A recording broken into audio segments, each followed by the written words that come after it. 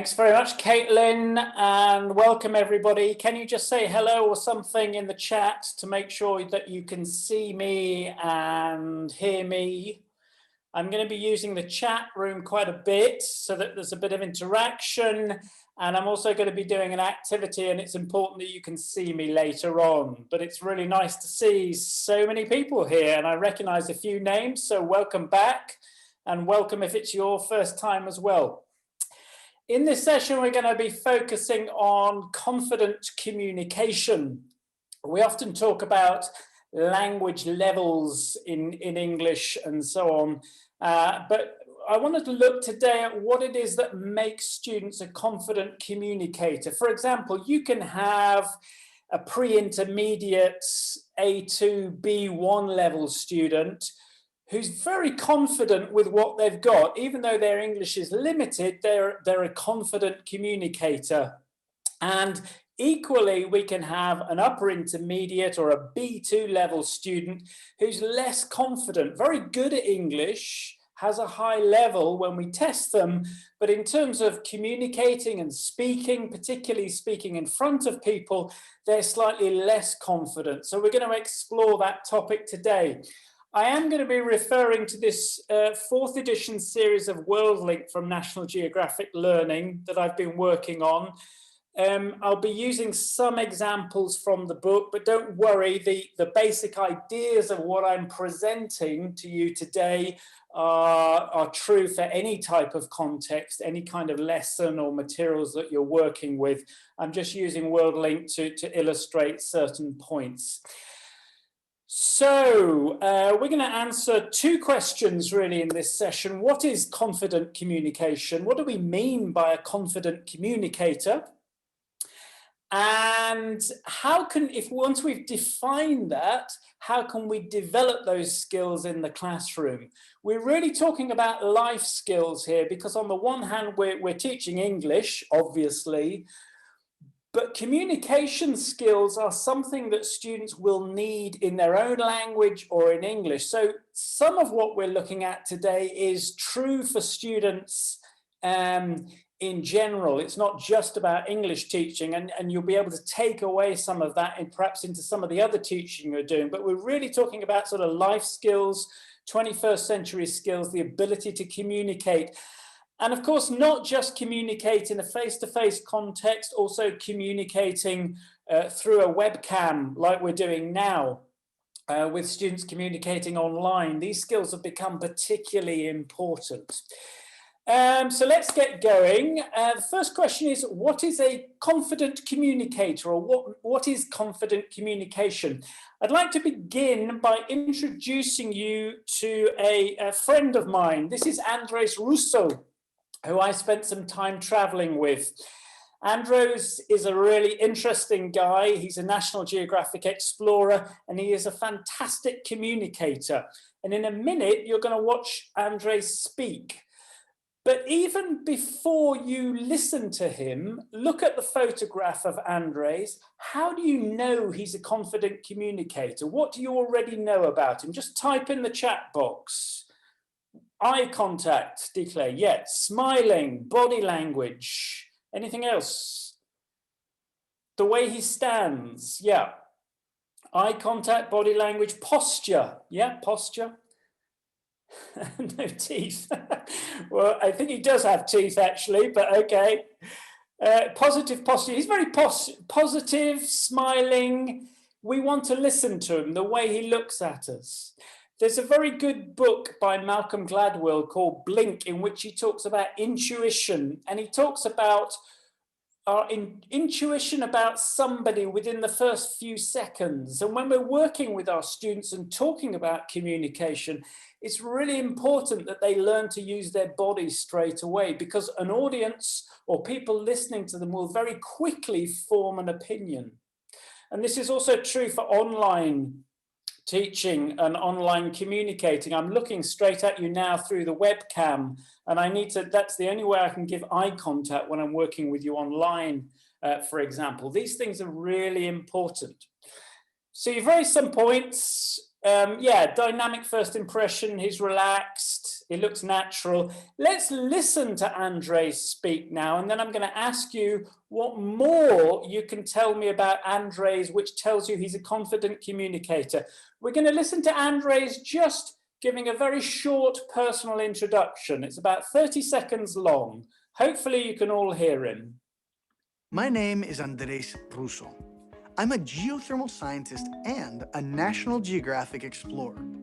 You probably know the word scientist, but can you guess what a geothermal scientist does? Let me give you a hint. The word geothermal comes from two Greek words, geo, which means earth, and therme, which means heat. What do you think? Exactly. I am a scientist who studies Earth's heat. Okay, so you've all picked up on certain things. He's very pleasant. He's using pausing. His delivery is very clear. A lot of you mentioned the importance of his pronunciation. And pronunciation is really important. For me, pronunciation is like the body language of speaking. And it's strongly connected with body language and the way we communicate and deliver information. He has a clear voice, somebody says. He's confident. He knows what he's going to say, doesn't he, Jesse? He's very kind of assured of his subject. He uses quite simple language, which is important. He doesn't make it over technical. Everybody can access this. His eyebrows, okay. He's very well prepared, Lucy. Yeah, his preparation. He's clearly prepared. Engaging is a nice word. He's relaxed. He's quite natural, I think. Yeah. So all of these things go towards helping Andres become a very confident, effective communicator. Yeah, authentic is a good way, Luminita. Yeah, hand gestures and so on.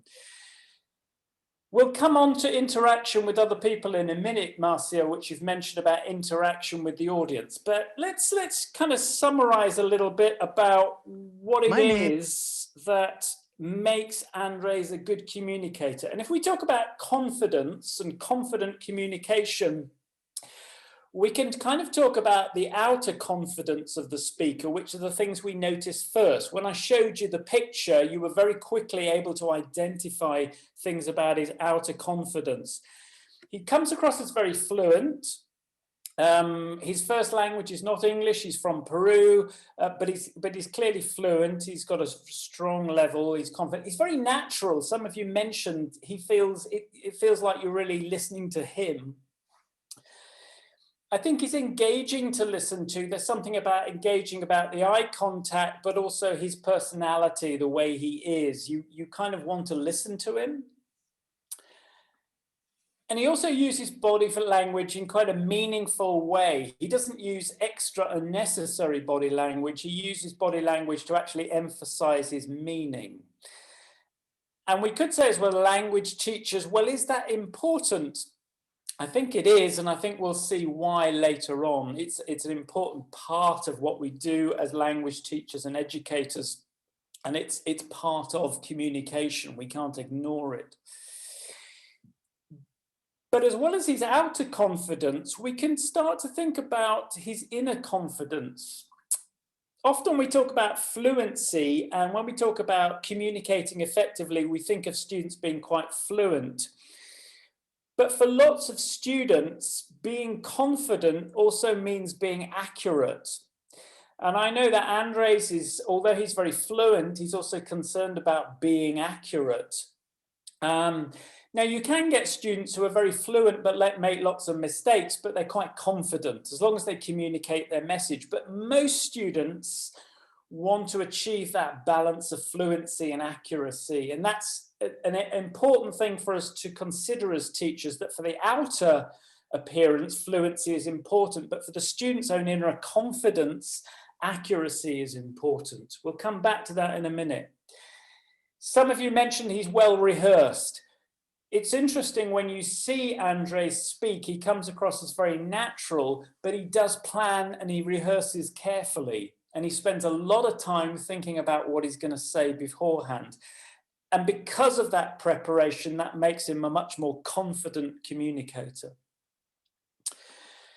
He makes it personal. Now, this I think is really important for language teachers to think about, because effective communicators quite often they tell their own story, or they make their presentations or what they talk about, they personalize it in some way. If you ever watch TED Talks, most of the TED Talk speakers personalize it, they link it to themselves in some way.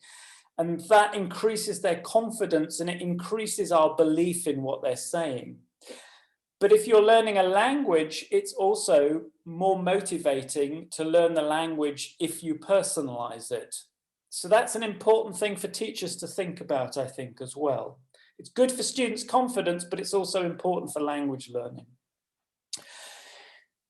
And part of his inner confidence is the way he uses pronunciation. And I think there's an interesting relationship between meaningful body language and meaningful pronunciation. I said already that pronunciation is like the body language of speech. It gives shape to what we say. I mean, I can listen to somebody perhaps speaking in a different language. I can not understand the language, but there's something about the pronunciation that communicates things to me. And he delivers really confidently because he's really practiced his pronunciation and thought about how he's going to deliver his speech. And I think we can help students a lot with pronunciation. Interestingly, this is Andres just speaking to the camera. If you meet Andres for a conversation, I mean, I've talked to him, you know, in a restaurant or wherever. He's interesting as a communicator because he shows interest and he listens.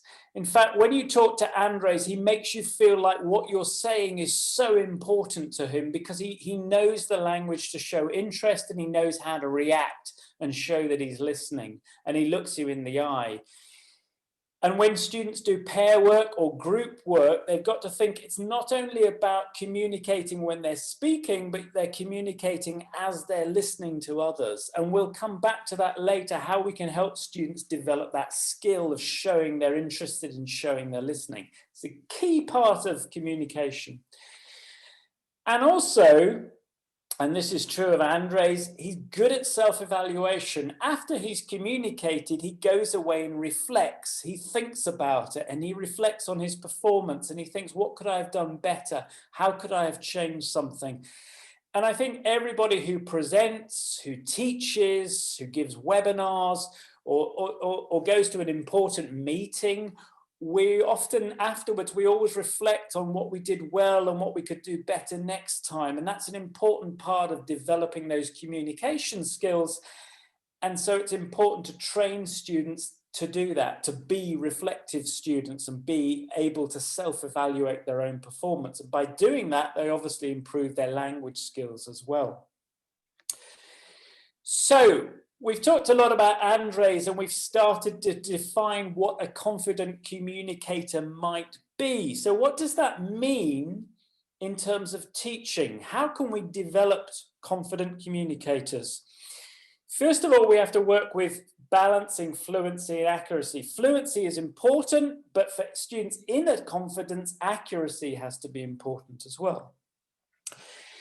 I would say that encouraging personalization is important. I've given talks before for National Geographic Learning on the importance of personalization to help students learn language, but I think it's also an important thing to develop in terms of communication.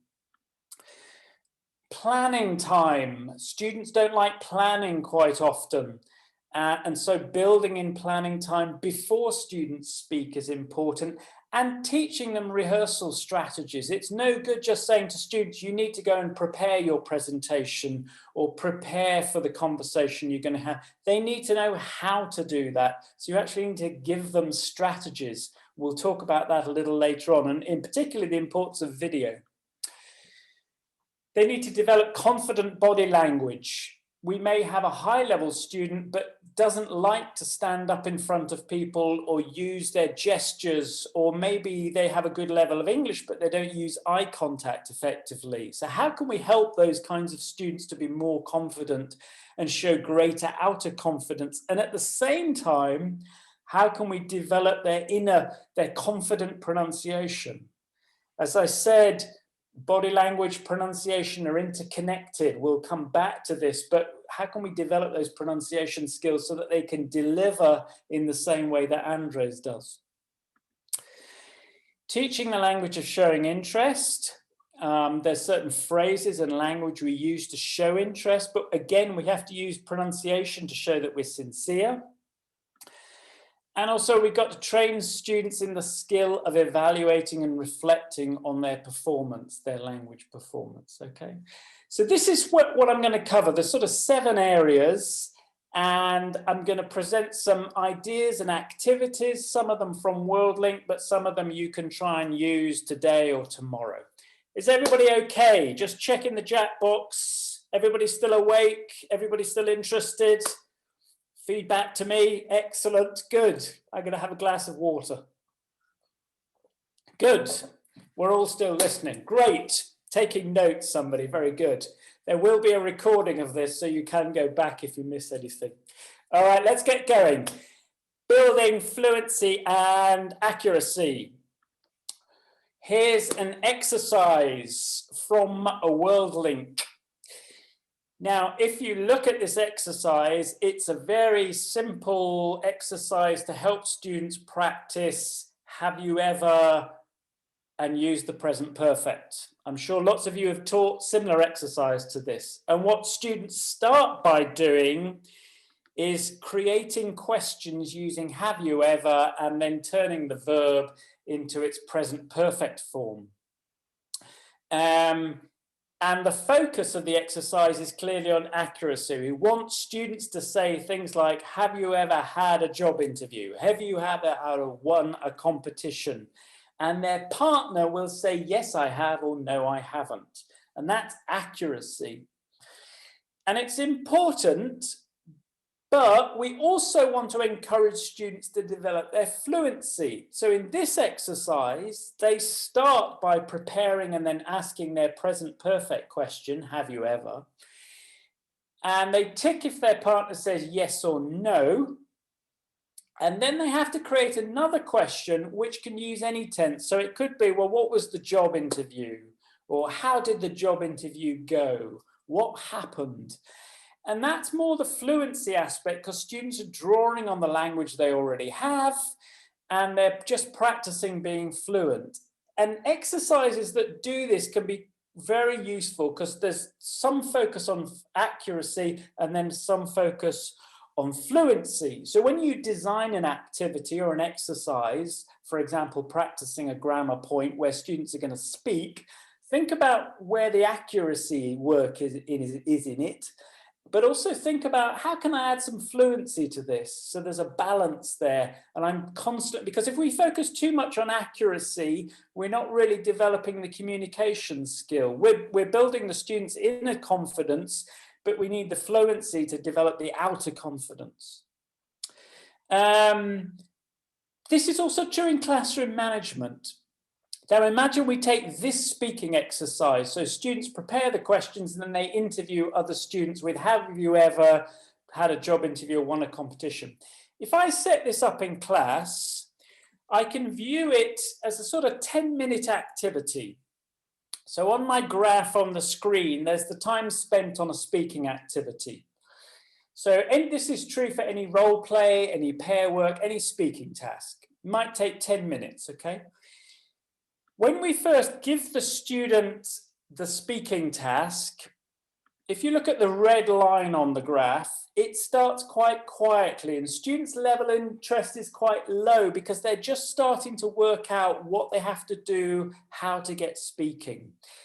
And then if we follow the red line, it goes up and up and up. They get louder and louder, they get more interested. And it's that wonderful moment as a teacher when all the students are really talking, using English, and they're doing the speaking activity. And it's a great moment because the classroom is noisy and everybody's practicing their fluency and trying to use the language. But then, of course, after a certain point, it starts to fall down. And you can't just let students speak because at some point you need to stop them and you need to give feedback and you need to comment on their accuracy and teach them language they don't know. So the question is, at what point do you interrupt the activity? Do you stop them speaking here at their loudest and then give them feedback? Or here? Or here? Do you wait till the speaking's really finishing? Just in the chat box, type the number. Where would you stop your students speaking? On 1, 2, or 3?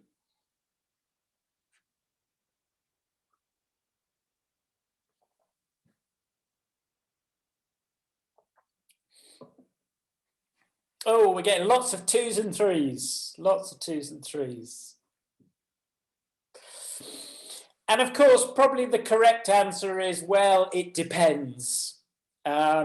Personally,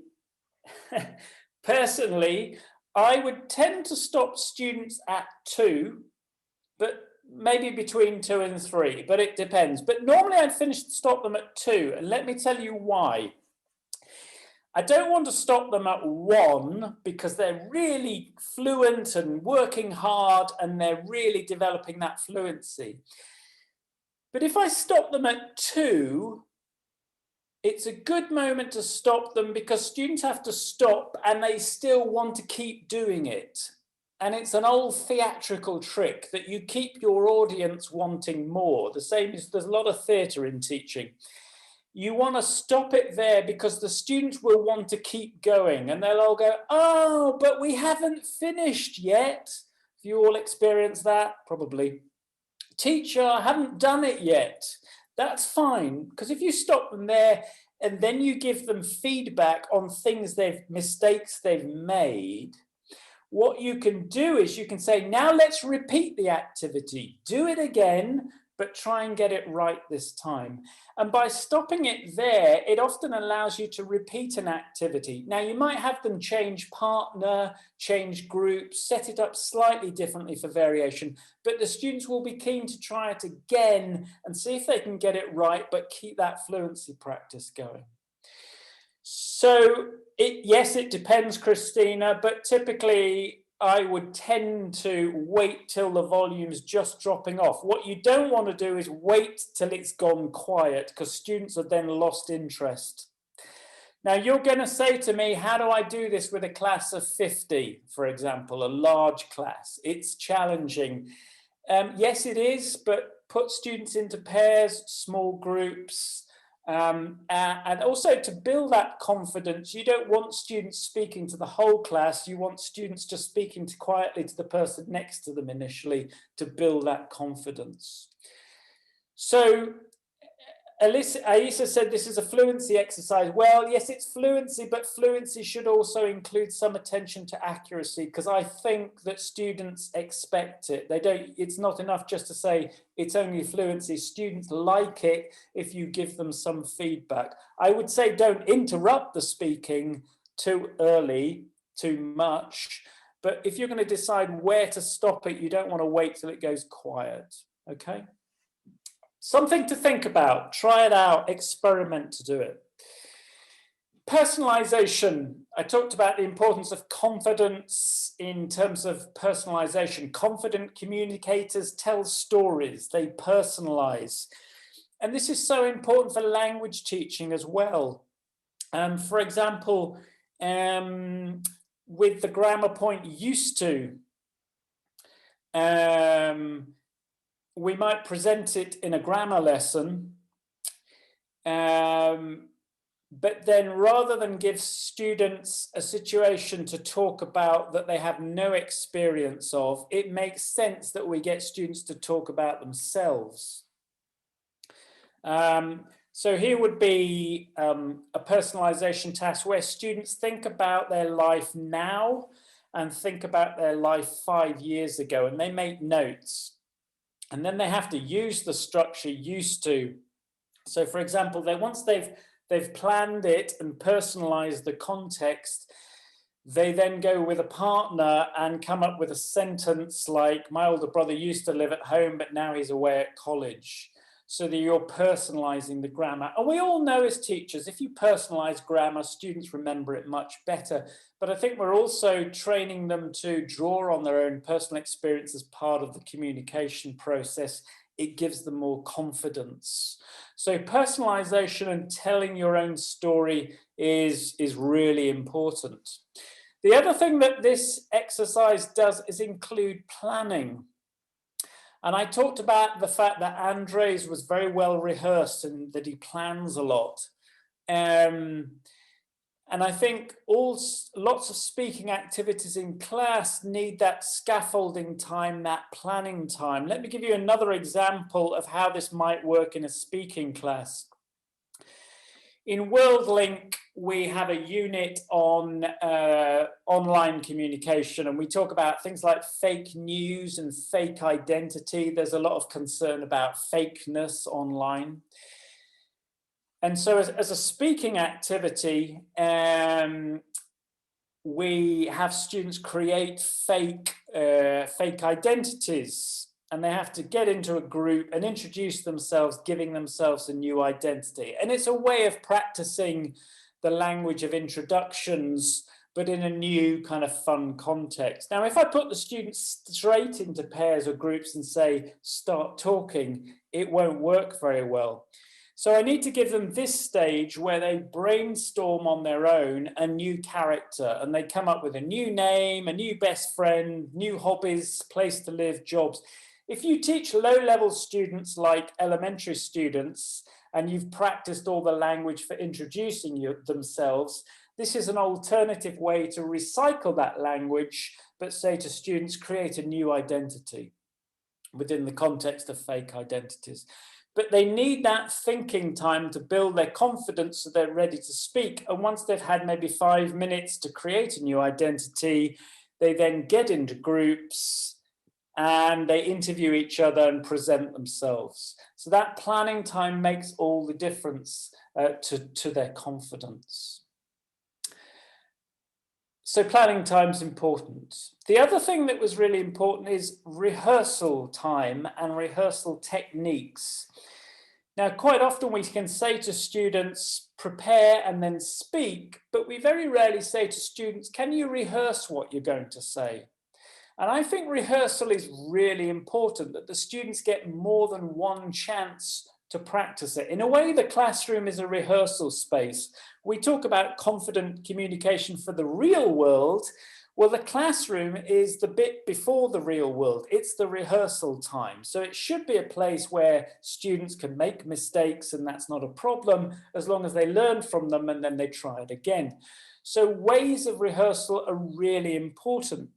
And I think one way to do this is to say to students, prepare what you're going to say, and then video yourself, watch the video, and then prepare again. So for homework, you might say to student, tomorrow you're going to talk about a topic. At home, video yourself with your phone, watch the video, improve it until you get it right. I want to give you an example of this really happening, okay? In WorldLink, we have a feature called Global Voices. It's a video feature. At the end of every unit, we have a feature where real people, like Andres at the beginning, talk to camera. They're using real English, and the speakers are from all over the world, lots of different countries. So your students get to watch the video, but they hear real English used by real speakers, lots of different accents, lots of different Englishes. And as well as having videos of National Geographic explorers and people who are very confident with their English, we also invited students to take part. And it was great because we said to students, okay, we want you at home to practice videoing yourself answering the question, and we're going to use your videos in the course book, which was, of course, was so motivating for them. But also the students they recorded themselves and then they watched it again and said, oh no, I can be better than that. And they videoed it again and again and again. And they kept rehearsing it until they were happy with the finished version. It's a really simple way of rehearsing and improving the quality of the communication. Let me show you. Here are 4 real students. The level of their English varies. They're answering questions about how they learn English. So it's a personal topic. Remember personalization. They plan their answers and then they rehearse their answers. And they give really nice, confident answers to the questions. Let me share you with them. Here's just a few of them.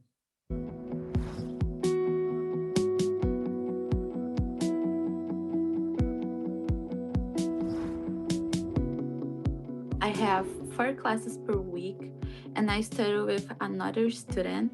There are only 2 students in my classroom. I have 4 classes per week for 5 hours each class.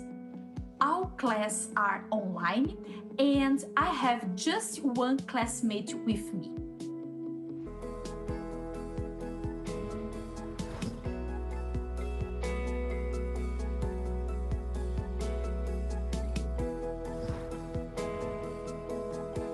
I'm learning English because I need it for my major. I want to get a degree in the US that is to be a mental health counselor. English is important for me because I will need to speak with clients in English. I'm also preparing for the TOEFL exam now. I'm learning English for 2 reasons. First, I live in the USA and I need to communicate with people. Second, because I have the dream of study for a master's degree here. That's why learning English is important to me. In addition, I'm preparing for the TOEFL test. For me, they're fantastic. They're these students who are brave and confident and looking straight into their camera and delivering a really nice piece of English to camera, which now people all over the world are going to watch when they use this book. And they're not all advanced speakers of English, but there's something very motivating about recording something on video. And I think if you're an online teacher using Zoom, it's particularly relevant because for homework, you can ask students to record themselves using Zoom or their phone and then submit their recordings for homework. It's a really effective tool in online teaching. There was an earlier question, which I didn't have time to answer, I think came from June. She said, how do you deal with balancing fluency and accuracy and dealing with this in the Zoom classroom if students go into breakout rooms? I think that is more challenging. If you put students into breakout rooms, you have to go visit them and you have to set a time limit and just stop the breakout room, you know, at a certain point. It's obviously harder to manage. But I do think the video technique is one way in which Zoom is actually quite an effective tool because it's so easy for students to video themselves, or they can get into pairs, they can meet up after class and make a recording of a conversation and submit it for homework. And it's suddenly submitting speaking for homework becomes a real option. In the past, we always had students submit pieces of writing, but now it's really easy for them to submit pieces of speaking and we can give them feedback on their communication skills. So in that sense, I think the online tools like Zoom are actually very effective. So that's rehearsals. Let's move on a little bit. Another person who is a learner of English, I wrote about her in WorldLink. I wanted to write an article about people learning English, and I discovered these stand-up comedians who've learnt English and deliver their performance in English. Comedy. Can you imagine the confidence you need to deliver comedy? And particularly the woman you can see there is called Yuriko. Now she's from Japan. She came to live in England. She worked in an office. She learnt English and then she decided to become a stand-up comedian. So she actually does comedy in English, which is her second language, and she does comedy for a British audience. I mean, that's amazing, I think. But in the article, she talks about body language and the ways in which she rehearses. And she said one of the things she didn't know at the beginning was that lots of people told her she had a deadpan expression, and she didn't know what the word deadpan meant. But then she watched a video of herself and she said, oh yeah, I look slightly angry. Now here on the screen, you can see a picture of Yuriko looking deadpan. This is from a YouTube video, and actually Yuriko uses her body language and her deadpan expression really effectively. And if you go onto YouTube and you look for Yuriko Kotani, there's a great video of her talking about the British. It's a very nice piece of comedy. And Yuriko is now on British TV. It's an incredible story. But I thought what was interesting is that she developed her performance, she rehearsed, and she developed her body language as well as her English through watching videos of herself, which links back to this idea of rehearsal techniques with the students. But take a look at her performance. She's fantastic. On the subject of body language, though, and confident body language, not all students are confident at using body language. And I think there's some simple ways you can develop it in the classroom. All of you will be familiar in the classroom with this idea of mime, perhaps. For example, if I gave students at beginner or elementary level, if I taught these 7 words, one classroom activity that I could either do face-to-face or in Zoom is to say, can you mime the verb and can the rest of the class guess the verb? So let's try it, okay? I'm going to mime a verb and I want you to type in the chat box what the verb is, okay?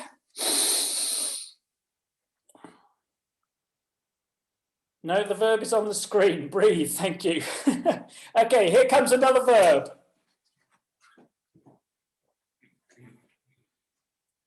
Walk, well done. Okay. Right, we're going to up the level now. So that was the elementary version of the activity. And if I was doing this in Zoom, I'd start it off and then I'd ask a student to do it. But it's building this awareness of body language. At the upper intermediate level, we start to introduce more descriptive verbs. So we might, instead of the verb write, we start teaching them other verbs like copy and scribble, which have more kind of meaning and they demand greater body language. So here we go. We're going to try the upper intermediate version of the same activity. What is the verb?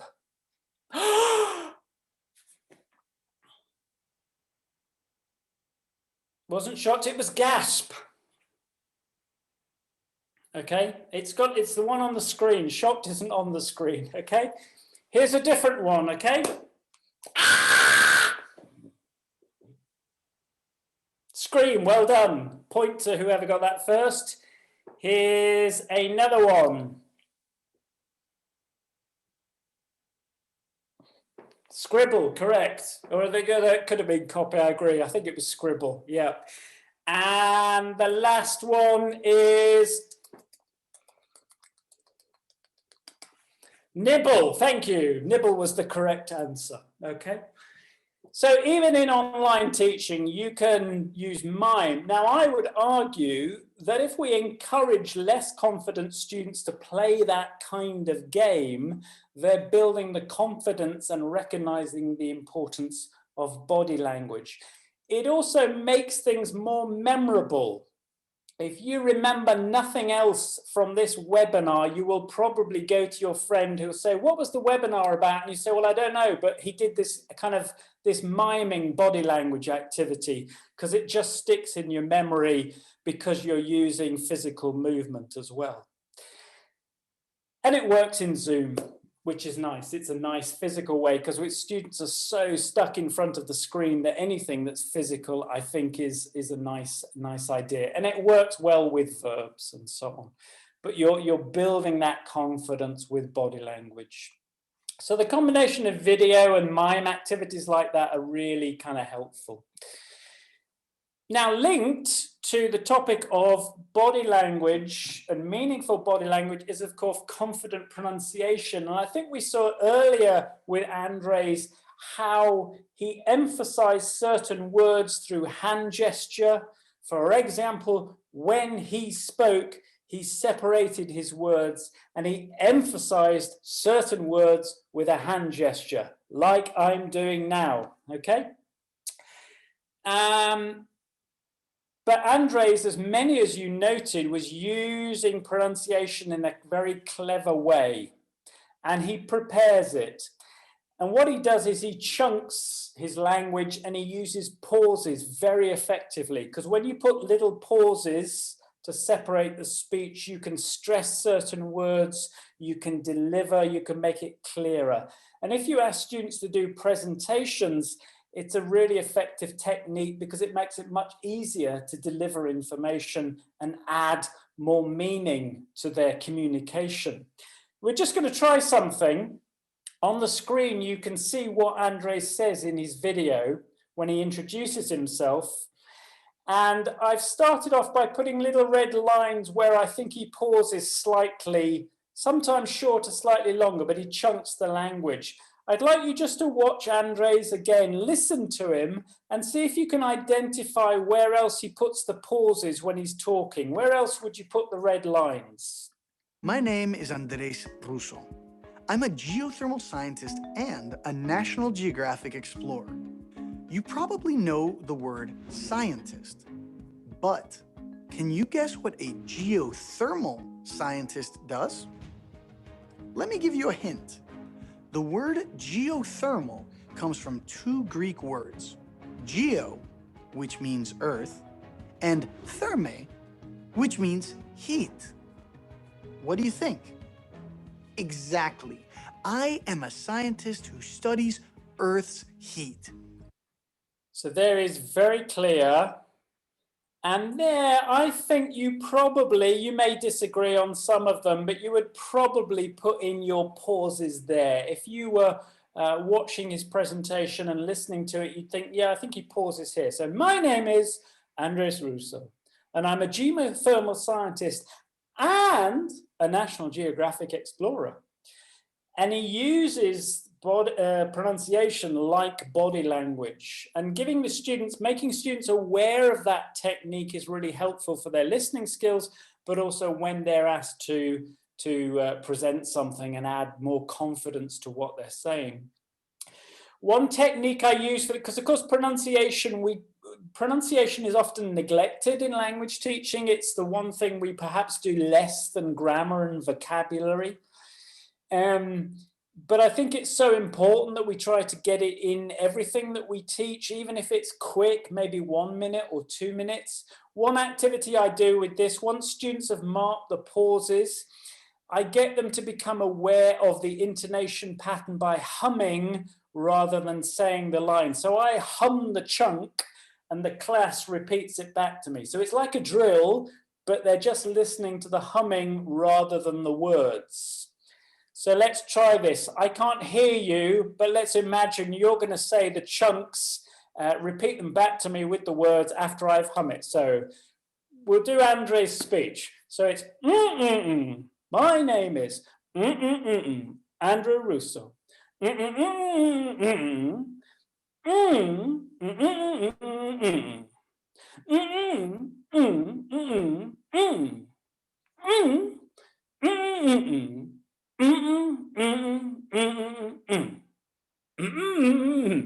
Let me give you a hint. You managed to follow that? I would have been humming and getting the students to repeat it back to me. And that way they're focused on the intonation, the stress patterns, the key words. It's fun. I agree with you, June. Generally, students like it because they get the point. The other thing I do, if I've got to prepare a student for a presentation, I will often record myself doing their presentation with this kind of delivery so that they can listen to me as a model and then try to repeat that kind of pronunciation. And it really builds their confidence in that way. Somebody mentioned rhetorical questions. Lucy, you do get mass hilarity at first. That's fine. Hilarity and fun is fine. Pronunciation should be fun. It's physical. To teach pronunciation, it all has to be slightly over the top anyway. So do it, do it. But the humming technique always works particularly with this kind of confidence building, and students can try it on each other. So confident pronunciation, confident body language, it will really improve the communication. Let's go to the last 2 points. Oh, sorry, I should mention in WorldLink, we deal with this quite a lot in listening. We have a lot of pronunciation sections in WorldLink. This is an example from a unit on storytelling where students listened to a story and then we took sentences from the story and they identify where the pauses should go. So if you look at number 1, it says the sun, lightning, was often angry and violent. And students learn that where there's commas and full stops, you're going to have pauses. And also, if you want to add emphasis, I could put a pause before the conjunction. So I could say the sun, lightning, was often angry and violent. And it just adds that interest by using the pausing and making the communication more interesting. And students learn to identify where the pauses are likely to be to add meaning as well. It's a really useful technique. And it's interesting, if you use TED Talks, for example, listen to good TED Talk speakers, they use this kind of pausing very effectively. Last 2 points. Showing interest in listening. If you were to meet Andres, you'd find in conversation, he shows interest and he listens. And in WorldLink, we have a speaking page in every unit. And one of the things that we do is we teach students the phrases they're going to need to show interest and show their listening. So for example, in this page, we wanted students to tell a story and then listen to their partner and show their listening. So for the phrases for telling the story are things like, I just heard an amazing story. One day, blah, blah, blah, later, blah, blah, blah. They create the story. But the other student has to show interest by using phrases like, what's it about? Oh no, really? So what did he do? What happened next? Now that language is important, but also what you'll notice there, what's really important is the pronunciation.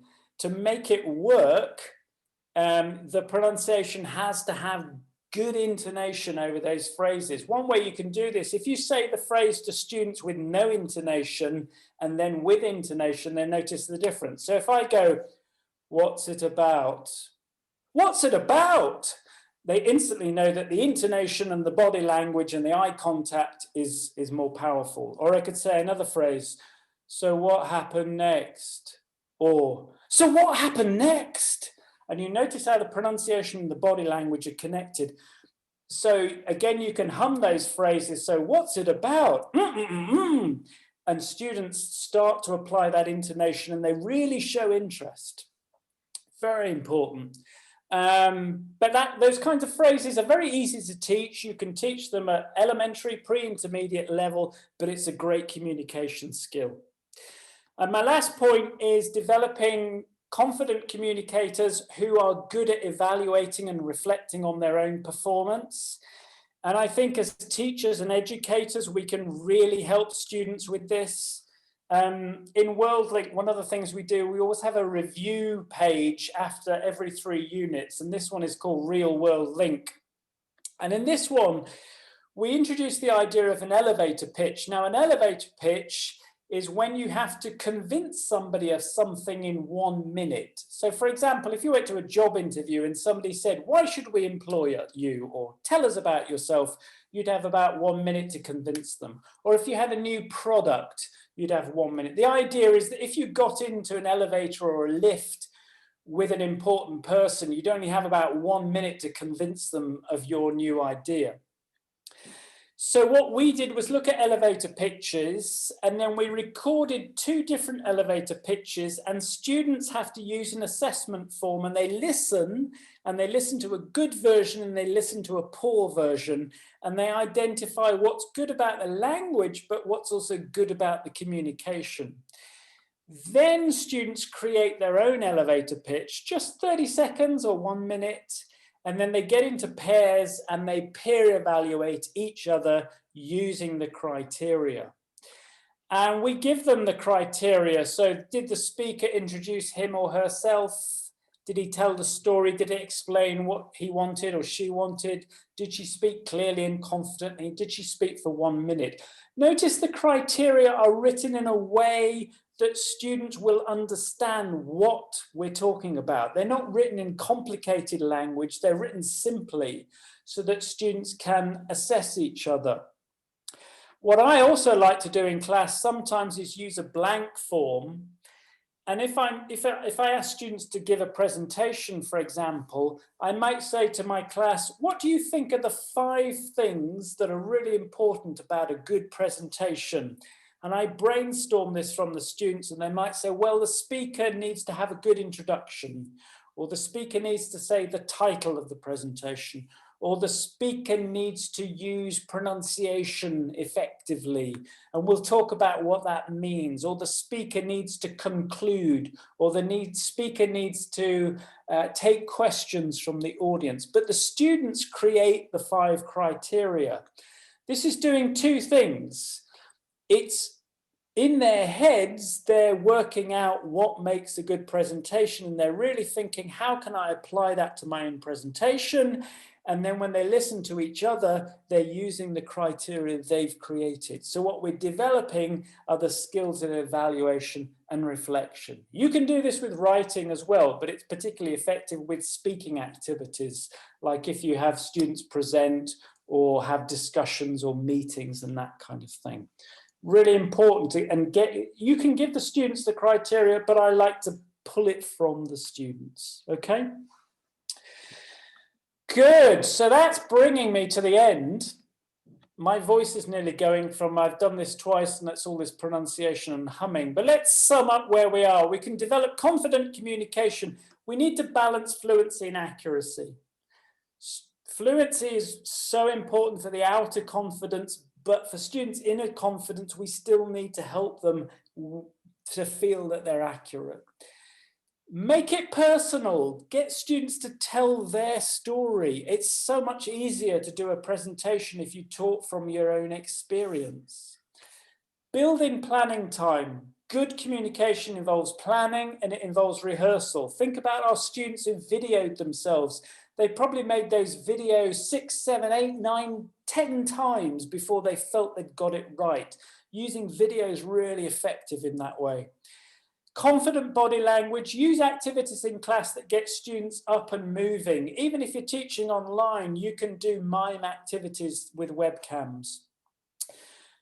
Confident pronunciation, don't leave pronunciation out. It's such an important part of delivery, clarity in presentations and so on.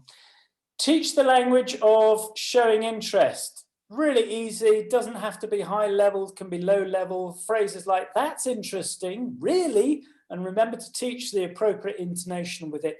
And then train students to evaluate themselves and reflect. Good communicators are also good reflectors. They're good self-evaluators, in my experience. They go away and they really think about what they've done. Okay, that brings me to the end of the presentation, but we have, I don't know, 5 or 6 minutes for some questions. So I'm going to hand over to Caitlin, who's going to pick out the most interesting ones. Aren't you, Caitlin? I am, and there's some good ones. Thank you, John. And I'm just delighted that we have that miming recorded, so we will keep that up. I'll just keep that handy. So I appreciate that. So some really, really nice questions. Let's get to it. Non-verbal communication is so meaningful with communication success. How can we ensure its success cross-culturally? Very interesting question, because it is cultural. And I think that's a really interesting question. That video with Yuriko, the Japanese stand-up comedian, in fact, she learned to use her deadpan expression because from a British perspective, Japanese people don't use body language as much, and it's quite cultural, and she actually makes use of that in her presentation. So the cross-cultural issue is important, and we have to be aware of that.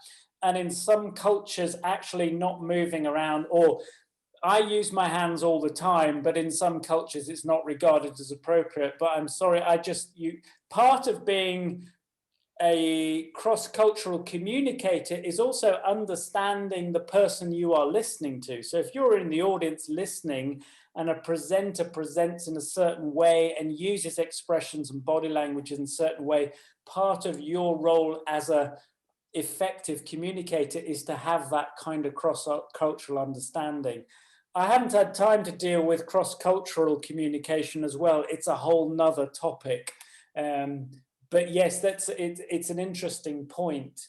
And obviously, I mean, sometimes you can look at certain people communicating, you can guess what part of the world they're from simply from the way they use their hands and they move their body and their positioning and so on. An awareness of those cross-cultural issues, it's an interesting topic to bring into the classroom, but something I didn't really have time to deal with as well today. But yes, good point, yeah. I've observed a class, I was in Spain, and I observed a classroom teacher asking, she would throw out different ideas and ask each student, people were from around the world in the class, and she would just ask them to say, how do you show appreciation from your country? And they would, some would do a thumbs up, some would do different things. So, or job well done, or how would you show disapproval? And so it was just a really quick way to get people sharing, moving, and talking, especially when you have people from a lot of different cultures and countries in the class. Culture, isn't it? It's partly culture, but it's also personality. I mean, some people are, if you sense, they're not natural performers. But I think if you start small and don't expose people, choose the students first who like to get up. I think it's like, miming activities. They're like party games. At first people groan, but actually when they start doing them, they really like them. And there are a lot of students there who actually do want to get up and be the performer. They just need that encouragement from them. That's part of the job of the teacher, I think. That's right. In the States, we have a great name for those. We call them the hams of the class. Those people who you just, they just love to be the center of attention. Yeah. Great question from Aisa. This will hopefully, maybe we'll get one more. Intrinsic motivation, activating intrinsic motivation in learners is hard right now because the pandemic affected their motivation. So how do we get at those students who are really struggling right now to motivate that confident communication over a Zoom class where people I think this is interesting, because I think one thing is that we regard Zoom as somehow second best to face-to-face teaching. And actually we have to look at Zoom and think, well, what are the advantages of Zoom? Actually, there are things that Zoom do that you don't do so well in a face-to-face class, like the record function. It's easy to get students to record themselves in Zoom and share recordings in a way that it wasn't in the face-to-face class. Or it's easy for an individual student to drop a message in the chat. I mean, for example, if I'm teaching a point, normally in a face-to-face class and I've got 30 students, I don't know what they're all thinking. But with Zoom, I'm talking, and any student can ask a question or interrupt or comment in the chat box without interrupting the flow of the lesson. And in many ways, those little techniques, for me, I think are actually quite motivating. I remember, and also on the topic of video, the video function of Zoom, a colleague of mine said he had this very quiet student who would never present in class, and then he did a video recording activity and the students had to make a short talking head video for 30 seconds. She loved it and she came to life, and she said to her teacher, I've always wanted to make one of those videos, and she started her own YouTube channel because it just gave her that confidence. So, it may be as teachers we feel Zoom is second best, but potentially it offers some advantages, and it may, for some students, their online persona actually is different from their face-to-face persona. So there isn't an easy answer to that question, but that's one way of looking at it, is perhaps approaching it slightly more positively. Yeah. Yes, those are, I mean, and there are some fantastic questions in the Q&A. I'm going to stay on a little bit. I'm happy to stay on a bit if you want to, Caitlin, I don't mind. Yeah, well, what I will do is I will close out for the folks who do have to leave, and then I'm going to stay on for just a little bit and attempt to answer a couple more because there's some really important ones in there. Okay, so if you want to stay and we'll keep talking. Go yeah, on. we'll keep talking for just another moment. But thank you all, John, and thank you so much for a fantastic session. I really enjoyed that. And thanks to everybody for the participation. Before you leave, just a couple things. Right after the session, you'll be directed to a feedback survey to let us know what you thought. If you are interested in learning more about WorldLink, I'm going to put the product website right here in the chat, as well as the link to find your local National Geographic Learning representative. I'll put that in the chat as well for you in just a moment. So be sure to join our online community for teachers of English on our social media channels. We're going to offer up-to-date information on events, practical classroom tips, exciting real-world content, as well as new product information. So thank you again. I'll put that rep finder right here in the chat as well. And again, if you'd like to stick around for just 5 more minutes, we will answer a couple more questions because really there are some really important ones here that I think we should address. So thank you again, and we hope to see you at our next webinar. All right. So I just want to go talk with Cece's question about advice for students who are not comfortable facing the cameras. A lot of young adults are very self-conscious, especially during the pandemic. This is something that actually my manager brought to our attention. So it's something that's happening not only in classes, but also in professional settings. So I think it's quite relevant. The idea of Zoom fatigue, not only of seeing people so close, but actually seeing your own face so much, which is really interesting. So any ideas around increasing the confidence to even show your face in that situation, John?